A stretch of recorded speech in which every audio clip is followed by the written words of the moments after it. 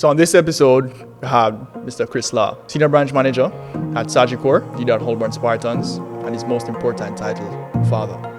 Right? The most riveting part of this conversation, I would say, is his approach to limitlessness or about limitlessness. And I think for a lot of us, we need to hear this message, we need to absorb it, and we need to be proactive about it.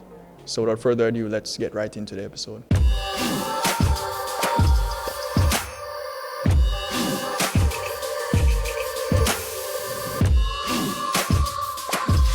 Welcome back to another episode of the $1 Million Convos podcast. We have a new location, courtesy of Aperion Studios. Thank you very much, guys, for offering the space to us. On this episode, we have one of the few senior branch managers at Sagicor, the leader at Holborn Spartans, a mentor, and probably his most important title, a father. All right, we have Mr. Christopher Lawe on the show. Chris, how are you? I'm good. All right. Excellent. For a lot of people listening right now, they don't necessarily know who you are, as shocking as that has to believe. But for those people that don't know who you are, who do you describe Christopher Lawe as on that first page of your autobiography? That's an interesting question. Don't know where to start the answer, but somewhat, I would say. I don't know, maybe a paradox. A paradox? No, man, you have to give me more than that, man. Maybe a paradox.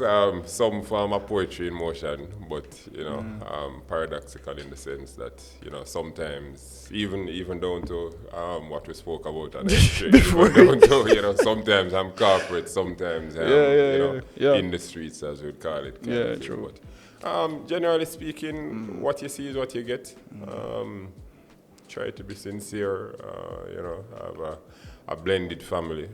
So, although I'm not one of those that have much kind of discrepancies and discriminative kind of qualities and qualities. And, so do you think that family base contributed heavily to that, or did you seek out that mentality yourself outside the bounds of that family? Both, yeah. Very solid and functional and traditional family structure. Sometimes I refer to it as, growing Brady Bunch style. Yeah. Just, amazing family dynamic, breakfast together, Sunday dinners together, outings, family, and I don't realistically have any big story to tell nobody either. I don't have any rags to riches story personally. That kind of thing.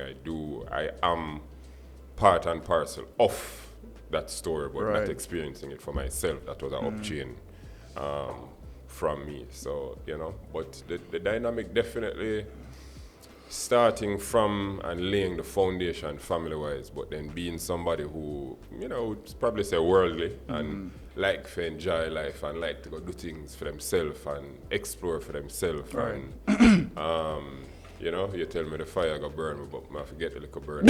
Understand. Gotta understand what I'm going. Yeah. So it's a blend of both a worldly connection and development within me, as well as that gravity of the foundation of family. So tell me about the upbringing and that shaping of your path into the insurance industry. Was it, let's say, in high school? If we're looking on Chris Lawe right now in high school, who did Furthest thing from my mind. Furthest thing from my mind. First of all, nobody goes to high school or college saying that they're going to go and sell insurance. Right? That's the first thing, right? And that's just a reality. Right? But one could argue and joke and not so much joke and say it's a family business. Because a lot of it certainly is in the bloodline. The odd twist to the story is that I'm a trained and qualified commercial pilot. And it's a hard decision turning your back on that. You invested so much hours in it. That kind of way. But it's something that I kind of came across, was convinced into at that last stage of the piloting, where I had a lot of time on my hands and I was just renting a plane to fly around hours and fly around and stuff. So I had a lot of time and energy on my hands. And at the time I kind of just got pulled into the industry and fell in love with it. And I guess, as I would cliche say, the rest is history. Right. So, kind of thing, yeah. So that sounds like to me that you grab opportunities by the scruff of the neck very, very quickly and very effectively. Now, I don't know if that is all true, because although Sagicor has given you the opportunity to live a purposeful life, I think that purpose was within you from the beginning, right? All it did was kind of facilitate the direction and your own drive to succeed, right? So my question is, how important is it to kind of take advantage of opportunities in the moment, and conversely, how important is it to have patience when opportunity is knocking at your door? Difficult, isn't it? Let me reverse the question a little bit. Let me take the second question First, okay. Right. Patience. As a businessman, I don't believe in patience. Okay. Right. There's tact. Yes. Patience is stupid. Yes. Patience is a virtue and all of that. Right. That's when you. The liberal That stuff. is when you're dealing with children. That is when you're dealing with wife. That is when you're dealing with emotion. Yeah. That is when you're dealing with those faculties of life. Yeah. When you're dealing with business, when you're dealing with opportunity, patience is not a virtue. Patience is your enemy. Yeah. Right? It's about tact. Sometimes within that tact, there's a waiting game. Yeah. But it's not patience. It's not patience. It is tactfully waiting as a hunter does. As any one of them that they're the good ones anyway. The tiger and the, Lion that and, there is always that stance of retreating. Waiting, right. To attack. To pounce. Yeah, right. To attack. So passively aggressive. So it's a passive aggression. It's not a patience.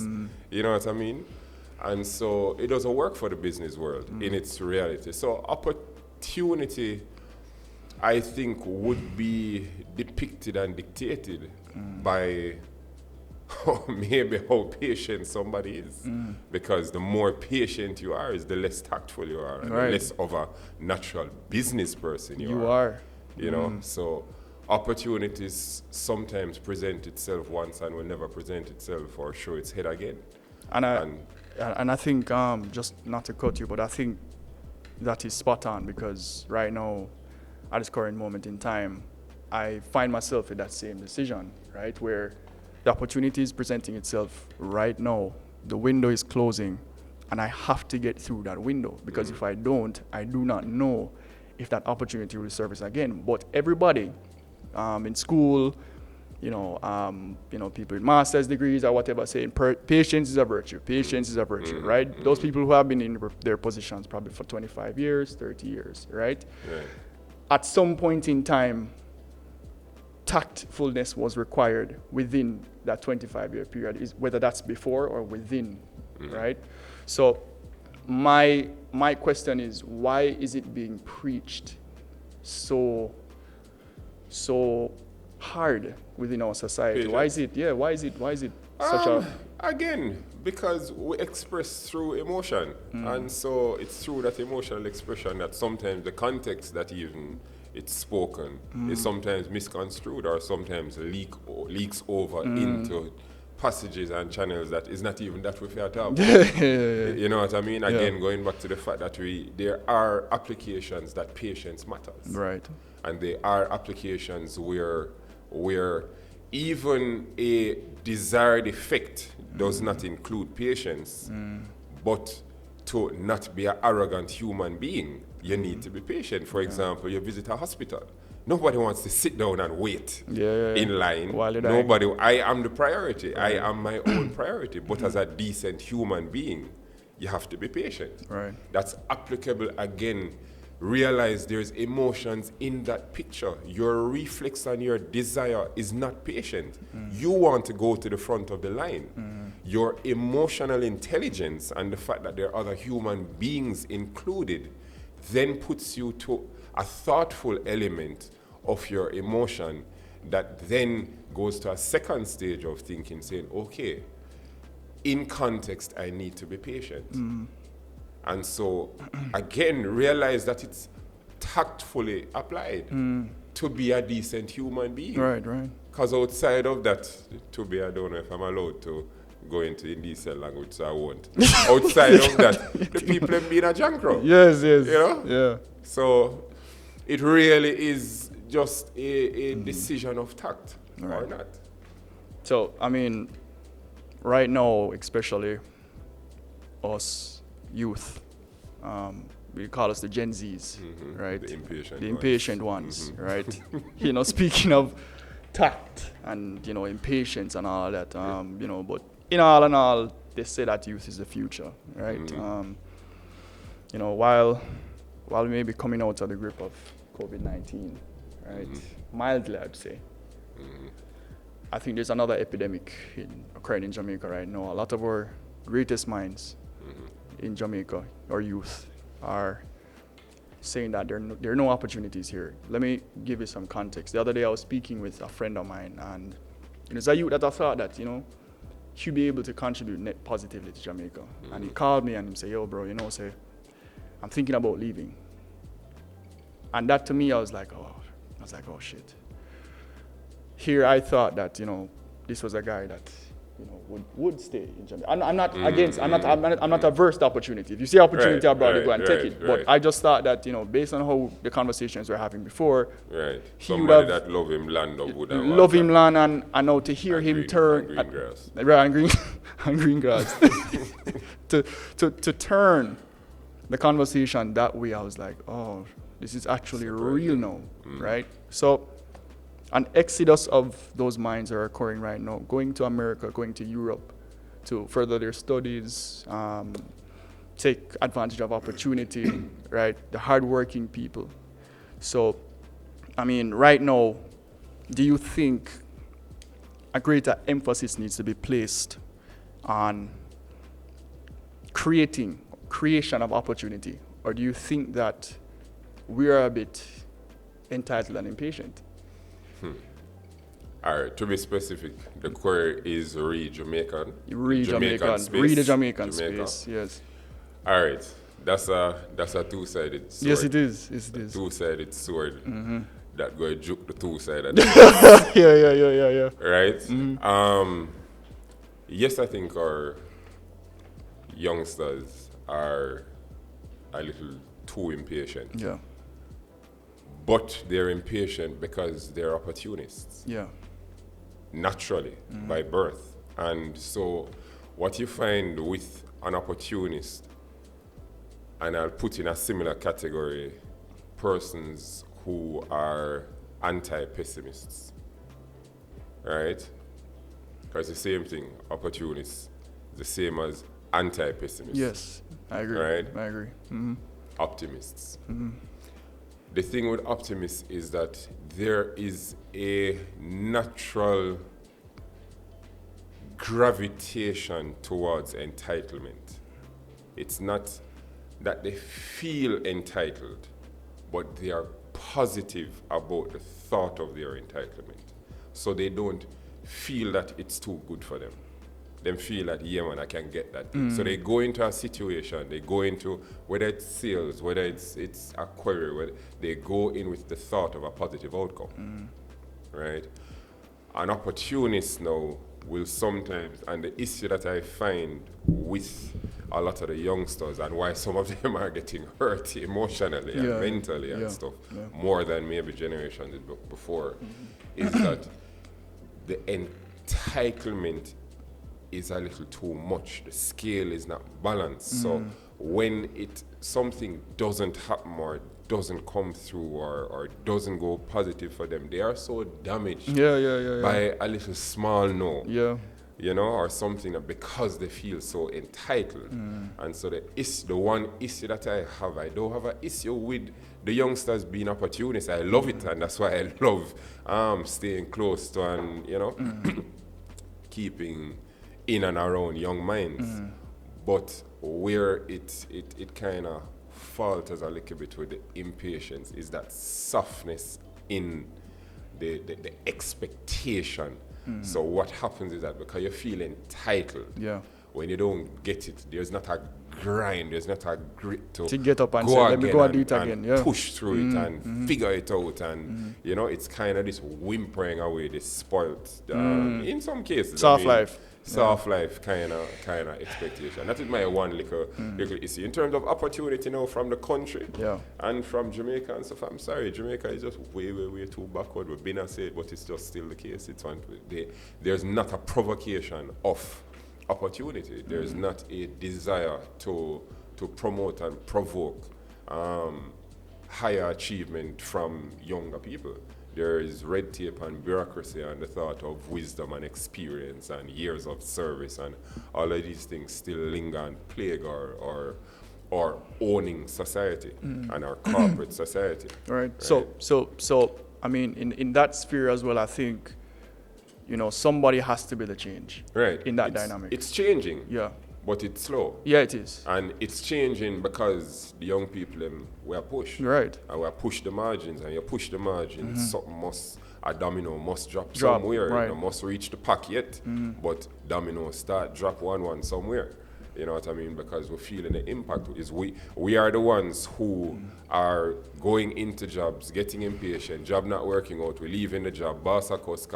You look at a youngster who is working for 4 years, them have 5 or 6 or 7 different jobs, and we quarrel and say them unstable and them this and them that. Them not unstable, them just don't, they're disloyal to foolishness. Yeah. You understand? Right. So, which is why I say it's a two-sided sword, right? Because yes, they are disloyal and is what I want and what's in it for me and where is my win. But there's also the other side that where is their win? Yeah.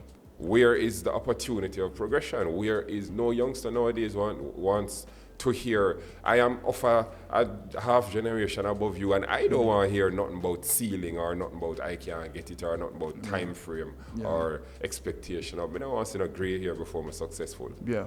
You understand? That wasn't my intent to when I started working. You know what I mean? That's what I heard about and the chain that I wanted to break. Right. You know? So, at Sagicor right now, I think, I don't know if this is a part of your mission, but creating opportunity seems like something that you have naturally been gifted, I think. And as such, a lot of young people with that same entitlement mentality come and, you know, into your presence, actually seek your advice. Do you feel it necessary in that situation? You know, these are young, hungry salespeople, insurance agents. Do you feel it necessary to give them a dose of reality when they come into your range, or do you let them experience it and then come and consult you? We'll go back to a slightly different two-sided sword. Yeah. Because on one side, it is, yes, I needed to actually grind for this. I needed to work hard. One thing about my business is that you do have to work. Your output has to be great to achieve great. Right. Right? On the flip side of the sword is that you don't have to be patient. You can want it now. I want you to want it now. And I think that is the beauty of it and why I've connected so well with young persons in the business, because I push and drive and enhance that. And if you talk to my advisors or anybody that's on my team, you will hear them tell you that he talks to us about bigger cars and more money and owning property and owning investment property and traveling and doing nice things for yourself and your family. And I consistently talk about doing it now, doing it early, doing it fast, doing it young. Right. You know what I mean? So I think that has connected me a little bit to the young persons, where I've been able to kind of almost manipulate the system a little bit. Yeah. Because the system wants us to serve long and get experience and whatever before graduating to successes. Whereas my business, if you have the right, young, fresh mind, but willing to put in a little grind, then I can get you to override the whole time frame factor, and I can get you earning good money real quick. Right. You know what I mean? The right way. Yeah. Because that is one of the issues no. with wanting it No right now. Yeah, man, no banging line business, right? Yeah. You understand? But, So, you know, beyond, but even the numbers though, Chris, getting these young people to hit those numbers, achieve that, definitely it's excellent. And, you know, only a few matriculate to. So what's up, guys?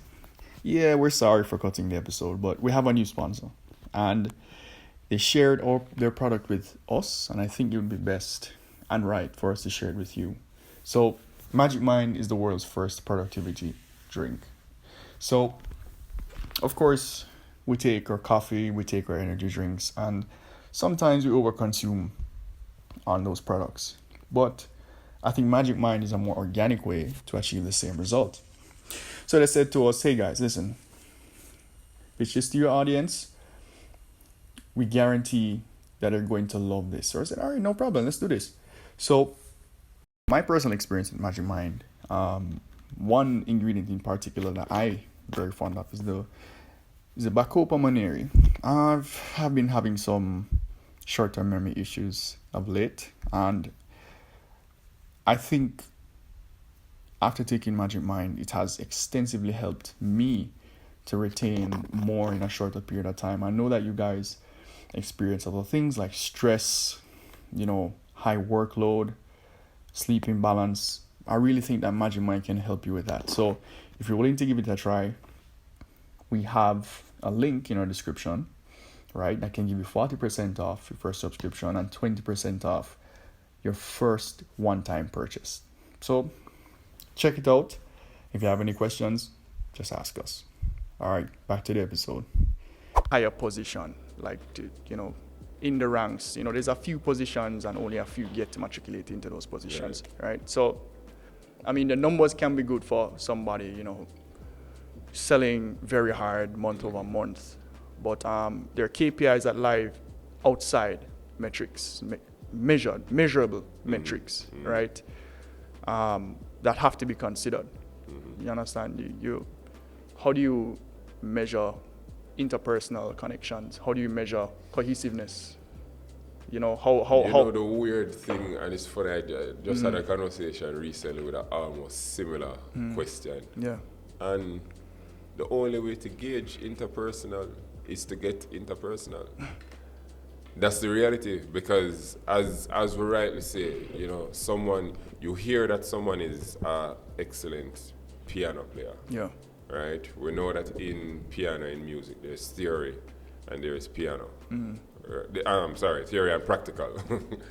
A theory master can test you, and you read out all of the readings of the music, and he can say, yes, this person knows the music.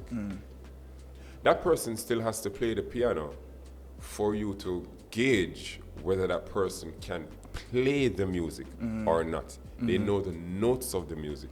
How much does it translate into them playing the music? Yeah. Similarly, somebody can have all kind of degrees, all kind of education, all kind of experience, all kind of whatever. The interpersonal, you're not going to know until you speak to the person. Yeah. There are things that can point in a direction.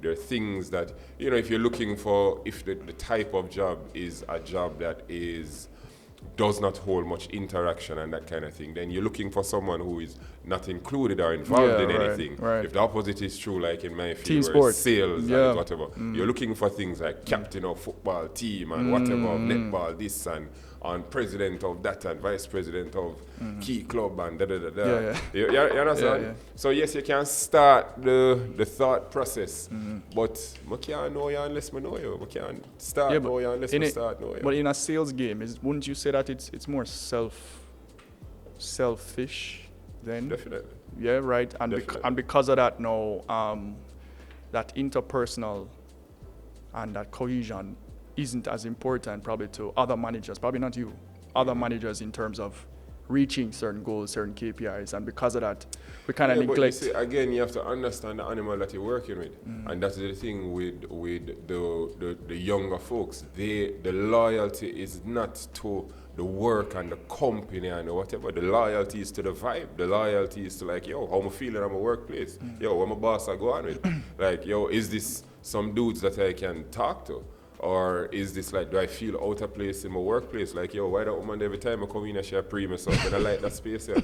And because we have a disloyalty too. And I keep saying we because it started from my, as I say, I'm not a full generation above you, but I feel them feelings. They're like, you know, why am I not fit in that space? I don't want to be in the space if I don't fit in the space. So that's what we're disloyal to.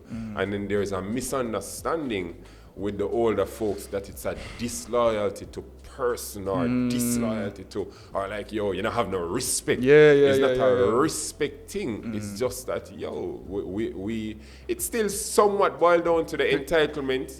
We still have for so many time we have to build a little bit, you know, and all the while it go so nice. You know what I mean? Some of the time you just have to sit through a little. That's easy. So that again is some of the things that the older society will kind of say, oh yeah man, them stay so, them stay so, them stay so.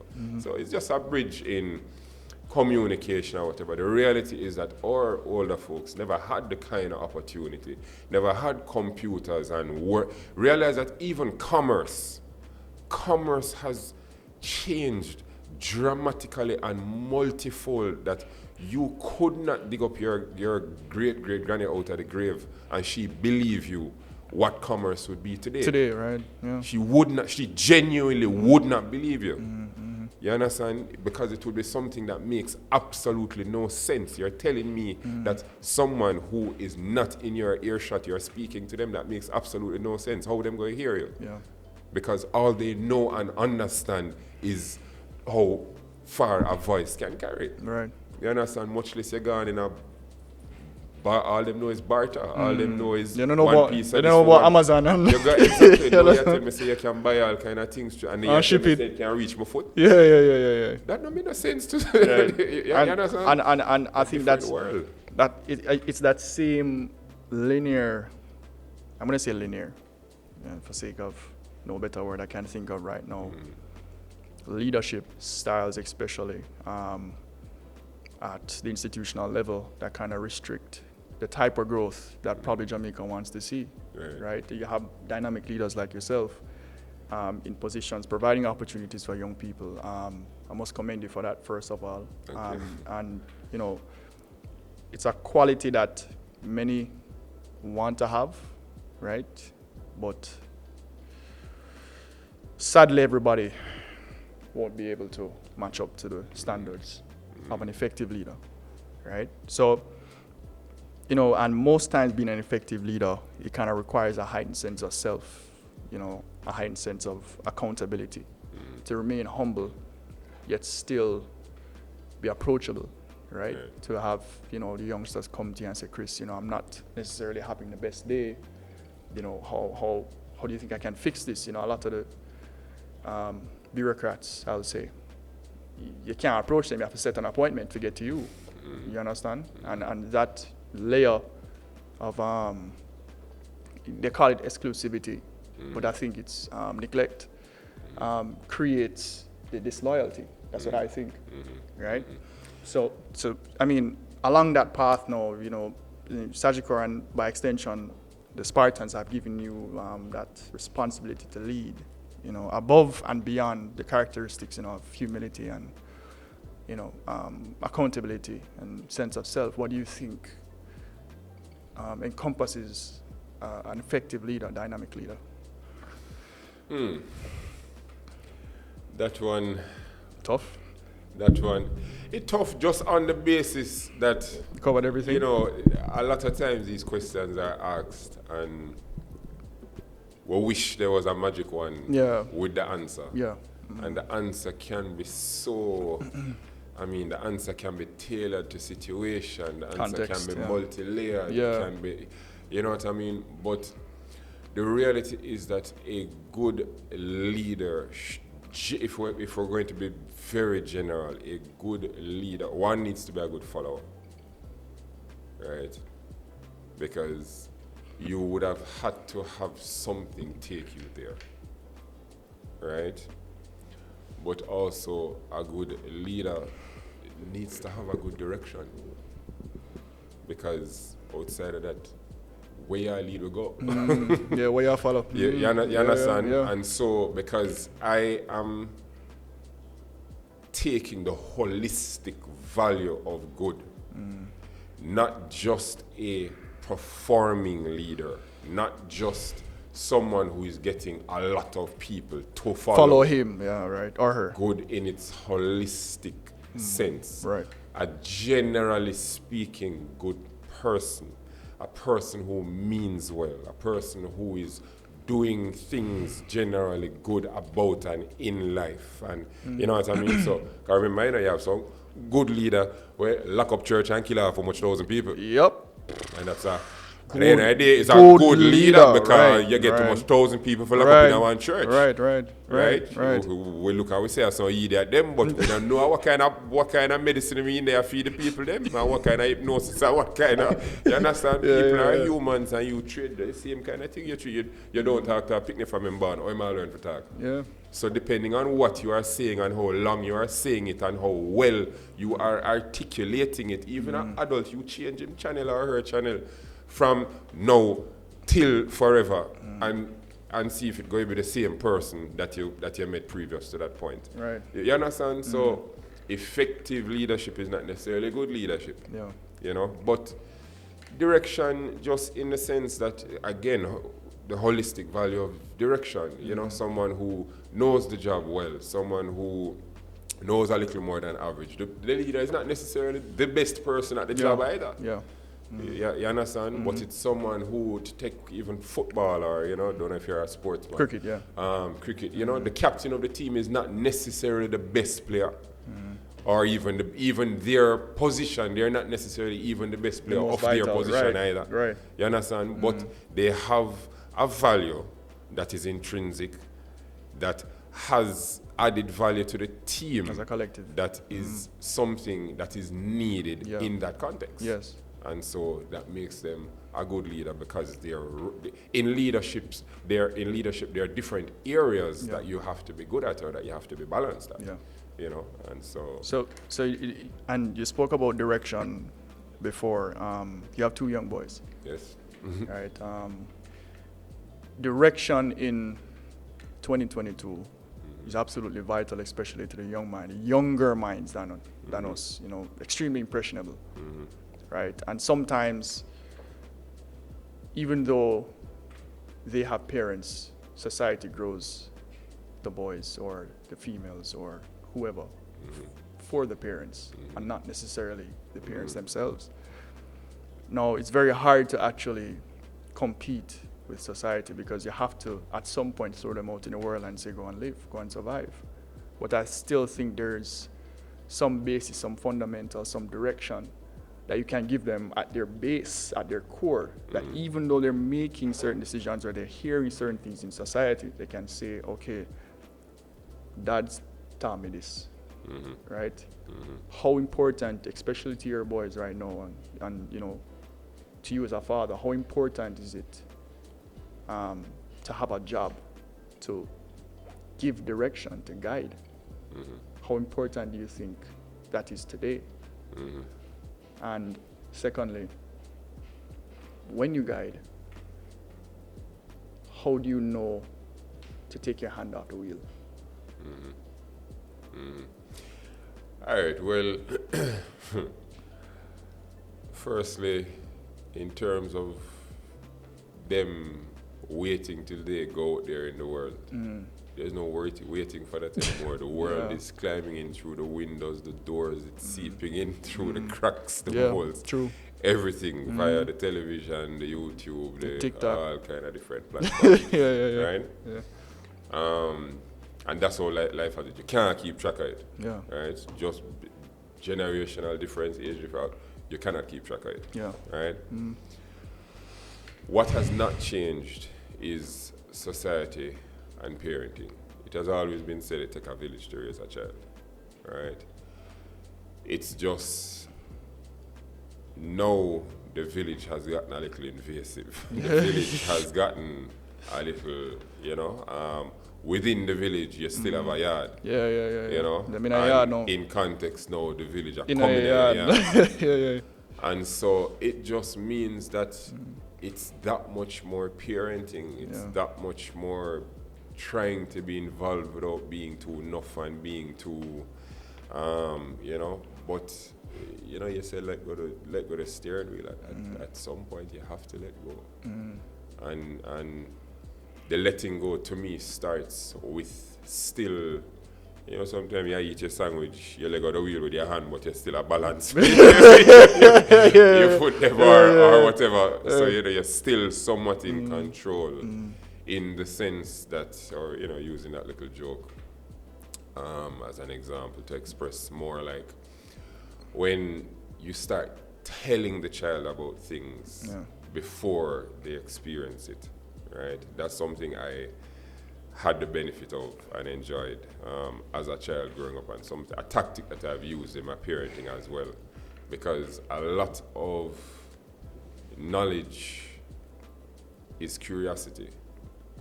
And so if you already have the knowledge or pieces of it, the way you approach what you might still be curious about is different because you already have knowledge of it, right? So, and that's down to basic things. If you're told how you feel about things and it's explained to you, it might change how you feel about trying it, or the need to try it, or the urge to try it.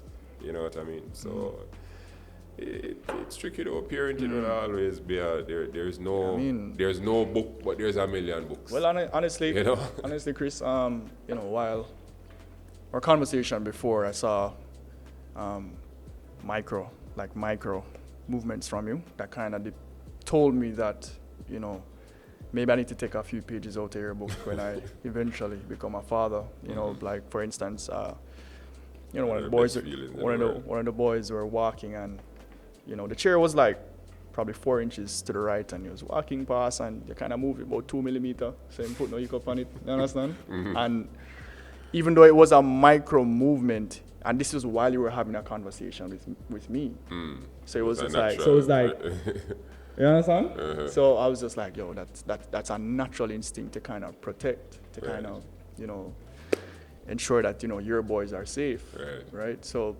you know, going back to what we were saying before, you know, having to guide them and such, you know, at some point, your boys are going to choose a path, right? It's either I don't know. But to preempt where you're going, and you can bring it back on track. Yeah, man. If I'm go ahead. Go ahead. You see, the thing with parenting, and again, this is why there's no book, but there's a million books, right? And there's a million books because everybody want to tell you how to do it. Yeah. And you have to figure it out and do it your way. But the reality is that there is good, bad, and in between. Yeah. There is generally good, generally bad, and generally in between. You do have bad parents. Yeah. Generally speaking, and you do have good parents. There's just a margin of things that, I'm sorry, that's just some bad shit. Yeah. You know what I mean? You just don't do that to children, or you don't speak to children that like way, that. Right? You know what I mean? But in terms of the general parenting and good parenting and upbringing and protection, it some amount of it should be a natural instinct. Some amount of it you have to train within yourself. But again, it's an intrinsic value that, I mean, I was about to say we choose to be parents, but unfortunately, that's actually not the case a lot of the time. Yeah. But the bigger issue and what should override that is that they didn't choose to be here. Right. They did not choose to be here. And so, growing up and grooming your child and the direction they want to go in, how much you hold that steering wheel, you have to understand that the driver is changing. It's not your life. You guide, and you hope for the best, but at some point, and that point better be early enough before your picnic start hate you. At some point, you have to let go and let them choose their life decisions, even if it is to be a musician. And I want to say that's just a general taboo one. You know, I want to be an artist. Plenty Jamaican parents stuff, you know. I suppose in Brazil it's probably baller. You know. But you see, again, the issue is it a just dasher school for the laziness and for the easy excuse, or is it that I genuinely feel like I have a talent and I just want to put my energy? Right. So that is again why the conversation is always couched on this double-sided sword because, again, you're going back to it's people, it's emotion, it's humans, and a lot of the time there's opposing values and opposing desires. And they're fleeting as well, right? Yeah. So, I mean, speaking of emotions and, on that topic, mental health, that isn't a topic addressed by many men, especially in Jamaica, right? There's a taboo that, or enough. Somehow there's a taboo that, if you address it, you're vulnerable. It expresses frailty, dependence, right? And especially within the pandemic, there is a lot of conversation around it with especially some of my brethren, my friends, saying that, bro, say me I go through this right now and, it's kind of rough, right? But I don't know who to go to. I don't know who to speak to. And, worse, with the home and the workplace being the same place, it, and if the workplace is a war zone and home is toxic, where exactly is your escape? You understand? So for that to be the case now, I mean, even for you, in your opinion, how do I proactively actually escape that environment? Do I leave my home or do I go and seek advice? Because your mind follows you everywhere you go. Right? So regardless of whether you move to another place, you can't get away from it. Yeah. So maybe, therapy might be something for you to access, and removing that stigma seems to be a challenge. Right. All right.